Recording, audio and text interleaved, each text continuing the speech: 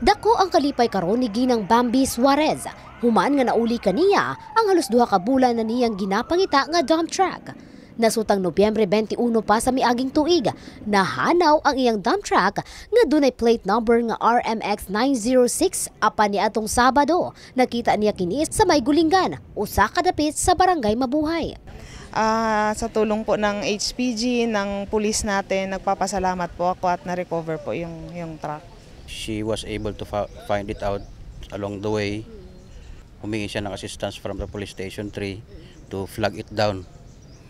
After finding it out na yun na yung subject na na tow truck yung naghila dito. Nakausap nila yung mismong may-ari ng tow truck. And then the following day, Madam Suarez came over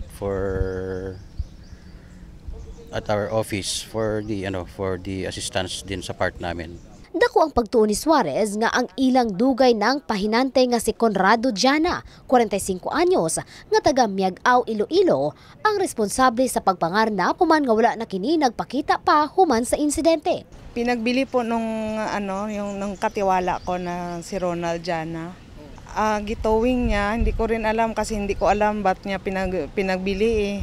So, interested siya siguro or hindi ko rin alam kung ano yung intention niya. Apan na-recover man ang dump truck, gikaguol karon sa tag-iya tungod kulang-kulang na kini og parte sama sa makina. 2 milyones ka pesos ang kantidad sa maong dump truck.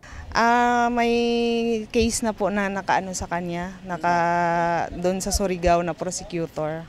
Para lang sa mga sa mga ating mga kababayan na meron ding mga ganitong pangyayari, maaari lang po kayong dumulog sa aming tanggapan para i-assist namin kayo para ma-recover natin ng puspusan ng inyong mga pag-aaring mga motor vehicles.